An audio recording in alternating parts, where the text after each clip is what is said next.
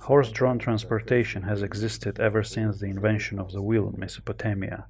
However, the main problem with it was that it could not be started quickly and it could not be stopped quickly because the horse could not stop fast enough at high speeds. Which is why lever-operated clamps were invented, which stopped the wheels artificially. And this concept, this principle, is still in use currently.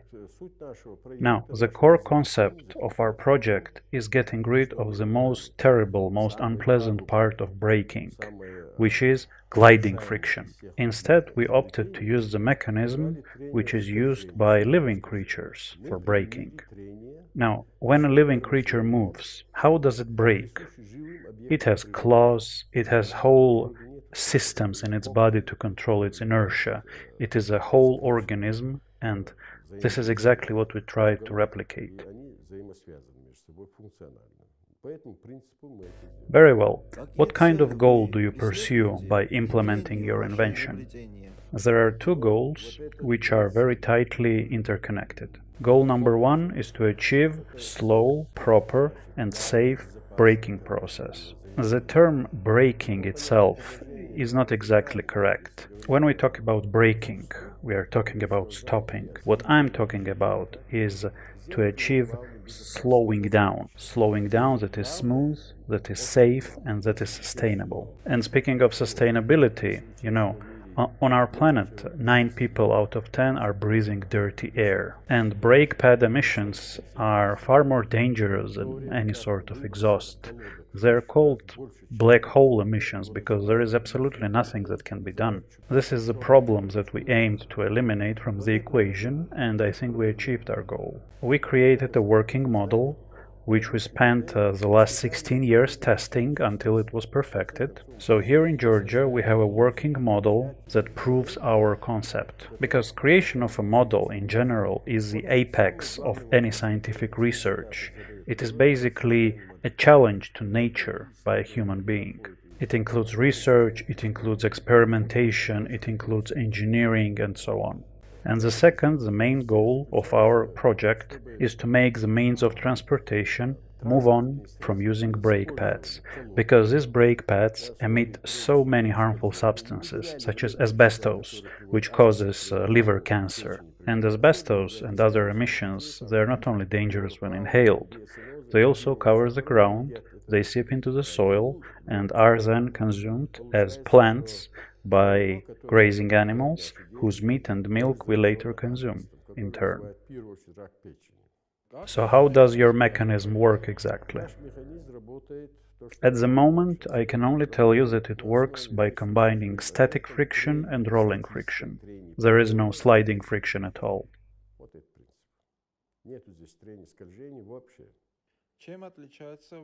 How is your project different from currently existing alternative braking mechanisms? There are no alternative mechanisms to speak of. There are some auxiliary mechanisms, such as retarders, which are used by road trains going downhill, but they still use brake pads as their base. So, gliding friction and the way, for example, a horse brakes using its muscles, these are two different things. Just think of it for a second. Friction is used to create fire, so heat is an unavoidable byproduct. No one intends for braking pads or braking discs to be heated, but they do. Then they crack, they fracture, they cannot be isolated from the environment. In the meantime, our mechanism produces no heat. It can operate in harsh environments, it can operate submerged in oil, submerged in water. That's the main difference. This is its main distinctive feature. It does not use gliding friction. Well then, could you please tell me about the quality of your product, about its sustainability and its longevity? How long does it last? Well, since everyone uses the word braking these days, I will use it too, although it's not exactly applicable to my invention. You see, I view friction as something harmful. For example, if you take the internal combustion engine and remove oil, in 5 or 10 minutes at best it will start rattling. So friction is detrimental for any rotary mechanical movement. So absence of gliding friction, especially the so-called dry friction, opens a world of possibilities. Take a wheel hub, for example. It's a ball bearing. It can work on and on for millions of kilometers. So by distancing ourselves from gliding friction allows us to make a conclusion that our model can be at least 10 times more durable than any other braking pad in existence. So as far as I know, you have a prototype. How does this prototype work exactly? All I can tell you is that it works. It works when installed in a car. It works supposedly even if installed on a plane. Do you know that planes require a brake pad and sometimes full wheel replacement every 500 landings and takeoffs? Our invention will allow to increase this number by at least tenfold. And according to my calculations, in some cases it can even be 30-fold.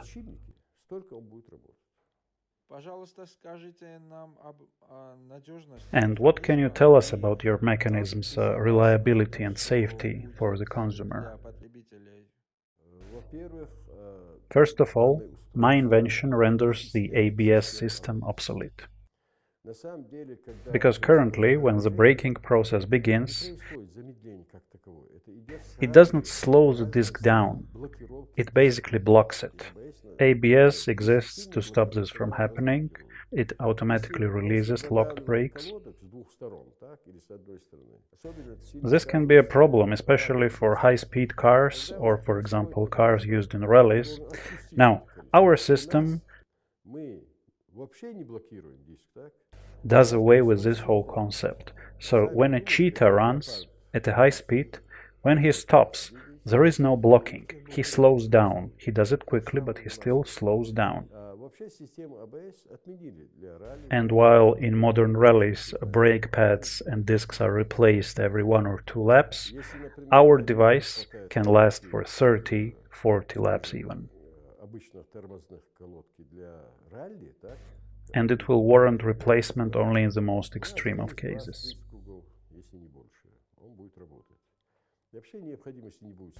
And the most important part is that our braking mechanism, it prevents the wheels from skidding. Currently, when a driver hits the brakes, the wheels start skidding. They essentially start burning and emitting those harmful compounds, which include but are not limited to sulfur, which is a major pollutant. However, the problem of atmospheric sulfur emissions, it's not currently at the head of an environmental issue because people have no idea how to solve it for now.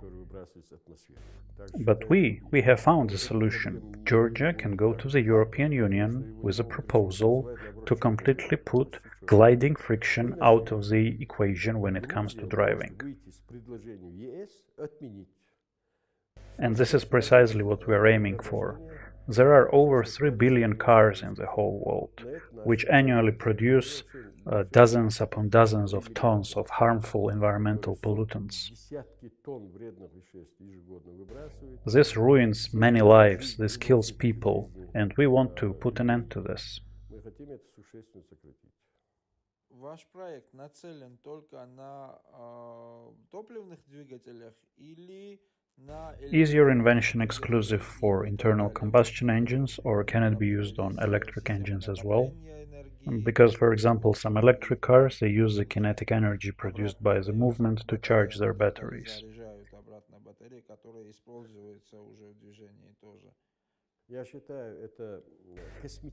I think that electric cars equipped with such a system, and electric cars in general, they cannot be called a breakthrough in transportation. They are a purely cosmetic solution to a problem. I know that they are very important to the EU and to the European environmental standard in general because they do not produce exhaust. But like I said, exhaust fumes are nothing compared to the brake pad emissions.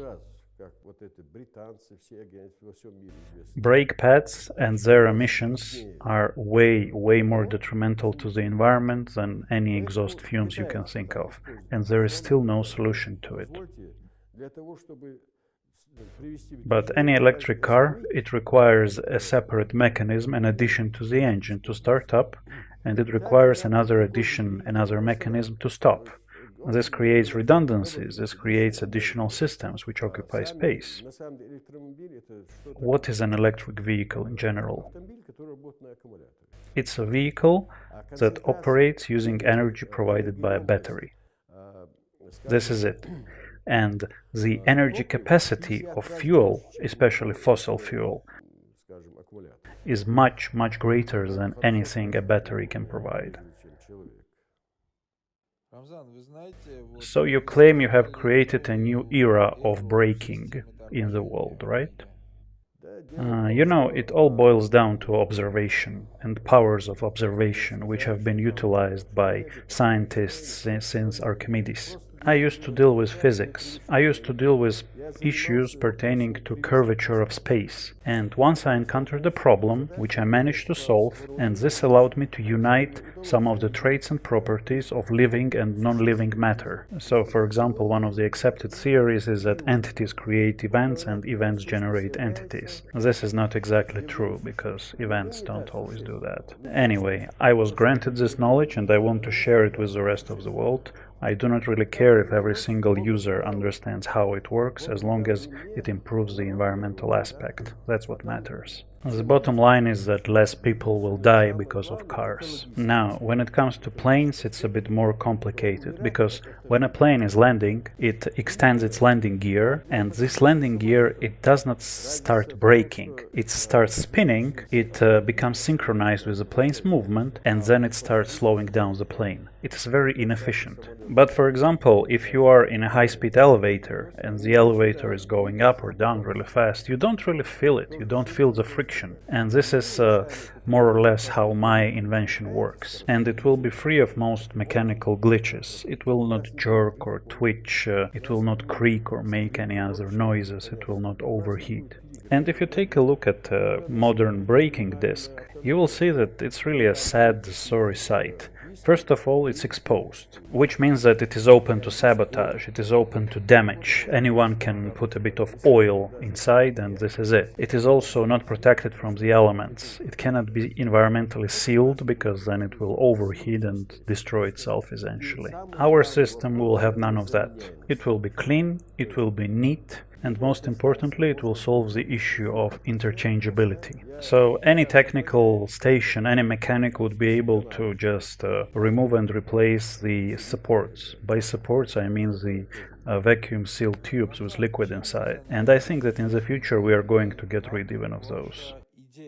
What do you do for a living, and how did you come to the idea of your invention? How did you come up with it? I am a physicist. My thesis is in physics as well, mostly molecular physics, but I am quite good with nuclear physics as well. I was interested in engine construction ever since I was a little boy. And that's exactly what I've been doing for the last 20 years or so, out of which about 16 were dedicated to the issues of braking. Because sometimes you just look at something and see that it is wrong, and you want to correct it. If someone asked me what I consider the biggest breakthrough in this field, in the field of braking, in the field of arresting movement, I would say the greatest invention ever is a horseshoe. Basically, it allows to turn one type of friction into another, and it helps protect the hoof.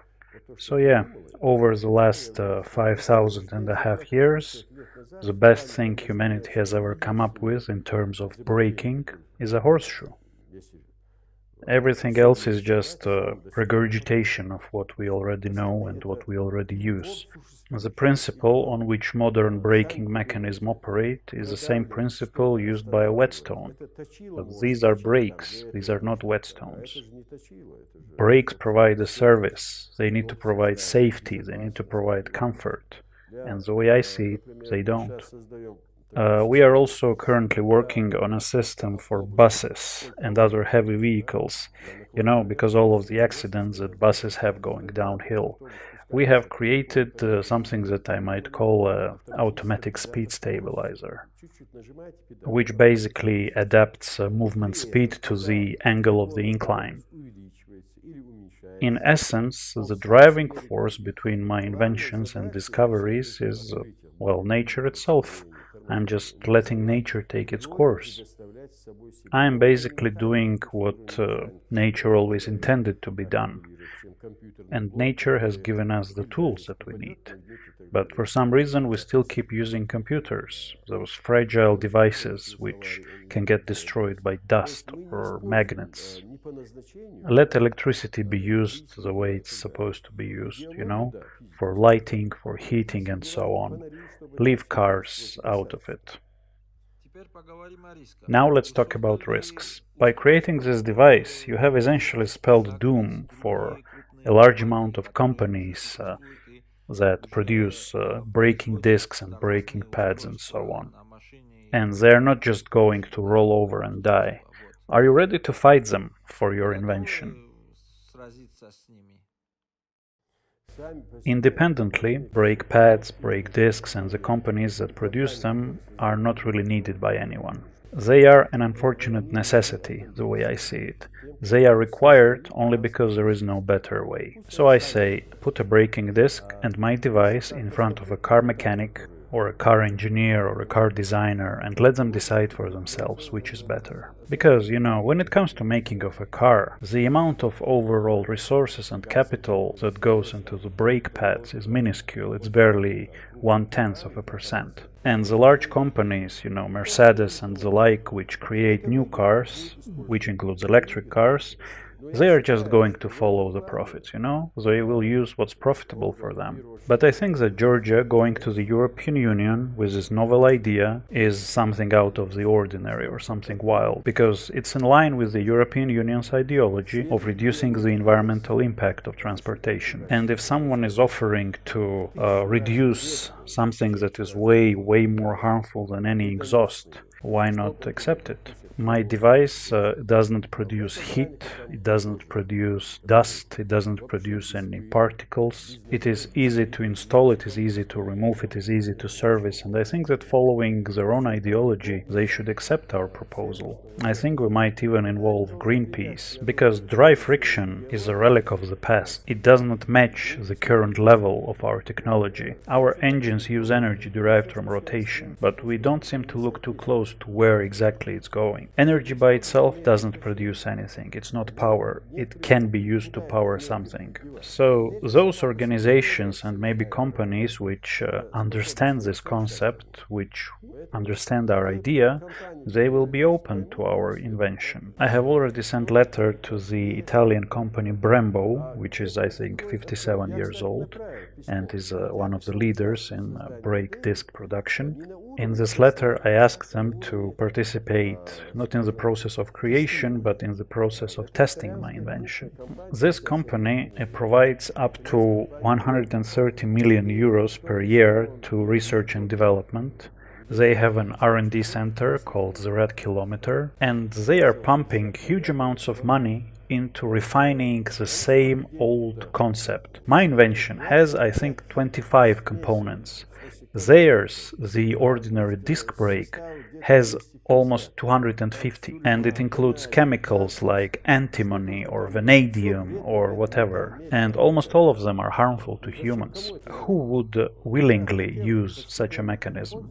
I wrote the letter in Italian out of respect. They didn't even grace me with a response, which means that they are not really interested. So maybe a brake disc producer would not be interested, but a car maker, perhaps? Yeah, but why would an established brake disc company use your invention over improving theirs? And let's say, even if they agree to give your invention a spin, how much would it cost? How much would it cost to install your brakes on a car? Truth be told, I haven't really thought about this in detail. I've only thought about it in general. But you see, my invention is not something that the business world needs or the commerce needs. It's something that the entire world, the people of the world need. My goal is to reduce the number of deaths caused by cars. Deaths of adults, deaths of children, of dogs, of cats, of everyone. So you think that currently existing braking systems are not reliable enough, is that right? When the braking process begins, first the braking disc becomes hot, then it overheats, then microfractures form, which later turn into cracks. In the best case, the disc will simply become bent. In the worst case, it can break. But that's just one side of the problem. Another side, more dangerous, is that when a brake disc heats up, it hits the brake pad, which heats the pistons inside cylinders. So this overheating causes the pistons to lock, which in turn leads to brakes themselves locking. This leads to accidents, which leads to death. So in this regard, the braking process, which utilizes dry friction, is exceptionally dangerous. And there is no viable way to cool those braking discs and pads. So when a bus goes downhill, the majority of the accidents happen because of the brakes. The same goes for trains, by the way. Dry friction brakes means that they cannot really stop in time when needed. Our invention completely rules out overheating and dry friction, because it works off a completely different principle. It doesn't lock the discs, it does not apply mechanical pressure, it simply provides counter-acceleration. And the power of this counter-acceleration can be varied depending on how fast you need to stop the vehicle. Our device doesn't have discs per se. The closest thing that can be compared to a braking disc that our device uses is almost 3 times smaller than the commonly used braking disc. We just have an axle that is connected to the wheels, which is used for slowing down movement. This is all. When we tested our prototype in extreme conditions, the highest temperature extreme was 50 to 60 degrees Celsius, while a braking disc can reach the temperatures up to 1000 degrees in a span of a couple of seconds, and which leads to jamming, which leads to fractures, and so on. So the driver essentially loses control of the vehicle. The driver is at the mercy of the brakes. This leads to accidents, and quite frequently. So our invention tackles both consumer safety, driver safety, and the environmental aspect. It provides comfort, it provides a necessary service, and it takes care of the environment, and it doesn't require ABS. Let's get back to the previous question. What exactly does the consumer get from your device? Well, humanity gets cleaner air, while the human gets higher comfort and safer driving. They are all about high speeds, but you have to stop sometime. So our device provides this opportunity. Safe, comfortable, reliable braking at a very accessible price. And easily repairable and replaceable as well. And like I said, there are approximately 3 billion cars in the world. So how many tons of pollution do they produce? I'm not talking about exhaust, I'm talking about braking pads. It's a massive amount. It's millions upon millions of tons of harmful chemicals. But what exactly makes your device different from already existing ones? As was previously said, my device is radically different in concept because it replaces sliding friction with static friction and rolling friction. We arrived at this concept by asking a very simple question. A vast majority of living creatures does not use rotary movements for locomotion. They use rolling movements, cyclical rolling movements, that utilize all of the muscles of their body. Rotation as such is very rarely encountered in the natural world. It's almost non-existent. So I essentially tried to transplant a living organism's locomotion into a machine, which by default utilizes rotary and spinning movements, due to being based, as most of our mechanisms are, on the wheel. Initially, I did not know how to start, but then I decided to utilize the concept of curvature. Curvature is a parameter, it's a middle ground between a circle and a straight line. Many say that a circle is just a collection of tiny straight lines, of tiny angles, but this is not true. Eventually we managed to find the parameter, the trait, which connects animate and inanimate objects, which led us to conclude that rolling friction and static friction, both of which are utilized by a ball bearing, it's very practical, it's very useful and can be used.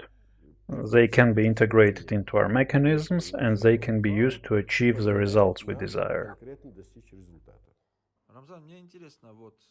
Alright, so I wonder if someone comes along, an investor or a company that would express interest in your invention and offer to invest in it, would you be interested? Would you cooperate with them? Would you work with them?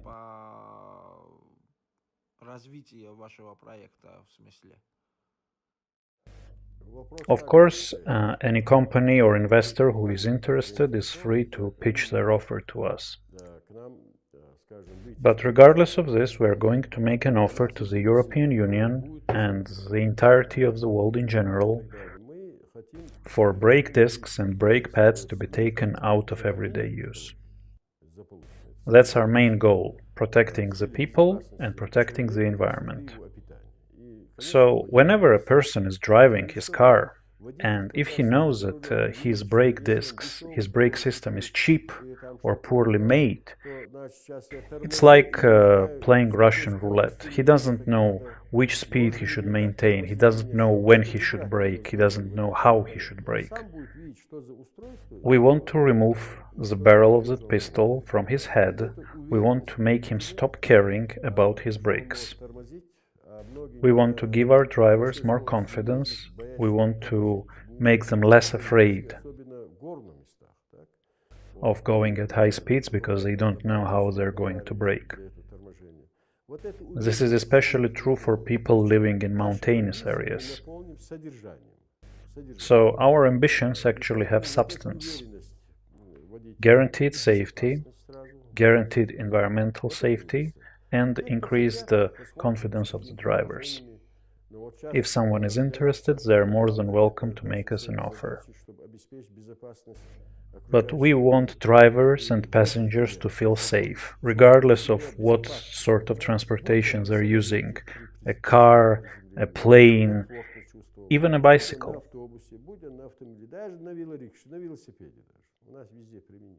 What were your initial goals?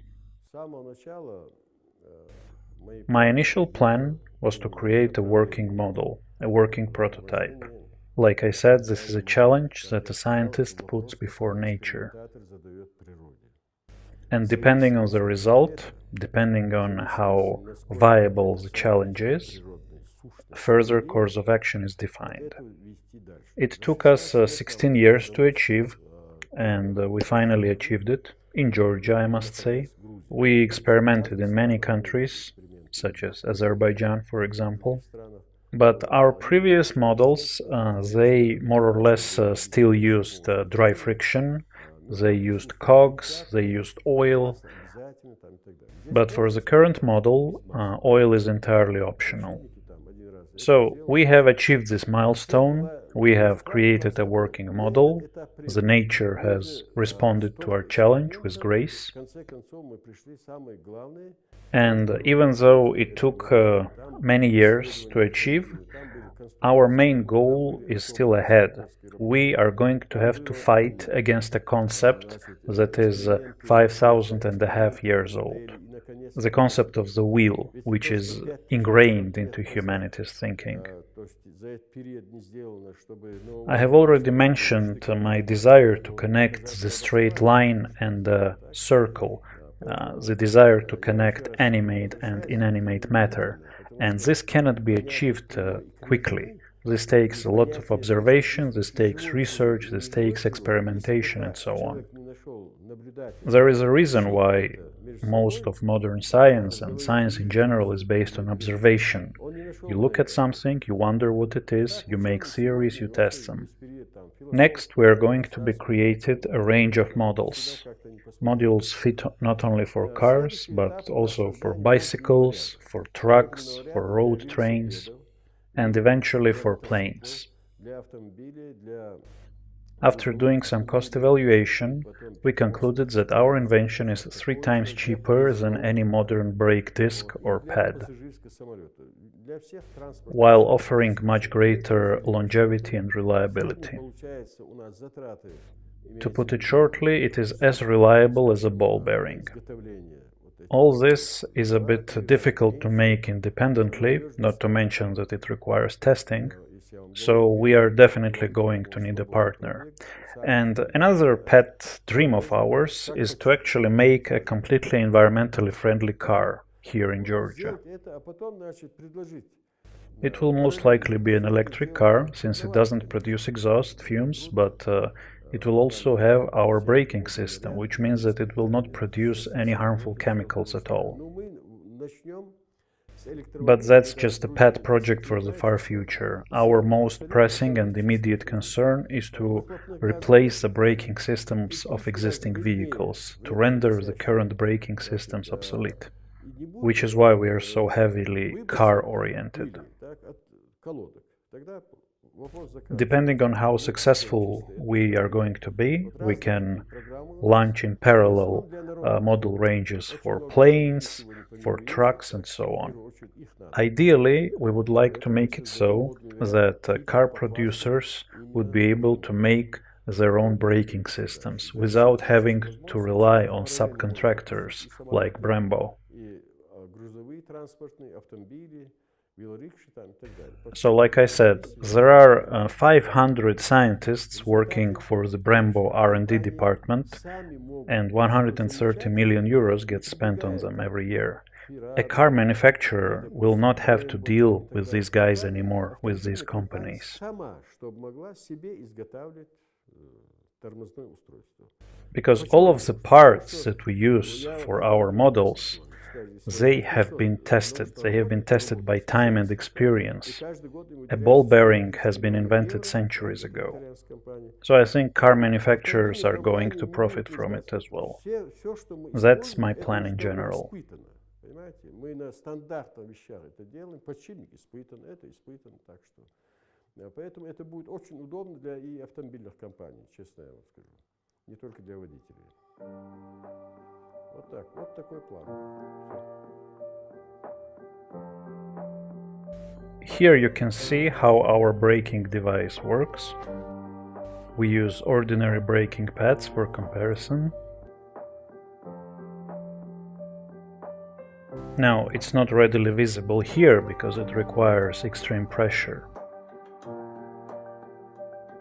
But our invention does not utilize dry friction, and it can adapt to a variety of speeds, and you can see how efficiently it slows the vehicle down. It can stop on demand without using ABS, and it provides maximum safety regardless of speed. As you can see, it perfectly regulates the speed and the momentum of the vehicle. As I have already mentioned before, Our invention can work under extreme conditions, it is not afraid of water, and it can work with or without oil. It makes no difference in regard to the driver's safety, as I will demonstrate. So we are pouring oil in here, and we are going to demonstrate to you how it works.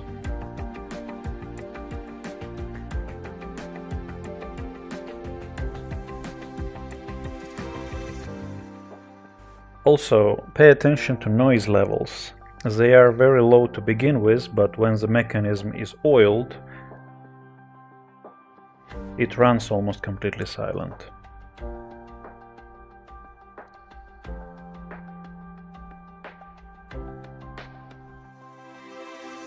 And this is the other angle. As you can see, the axle is slowing down. And as I said before, there is absolutely no dry friction involved.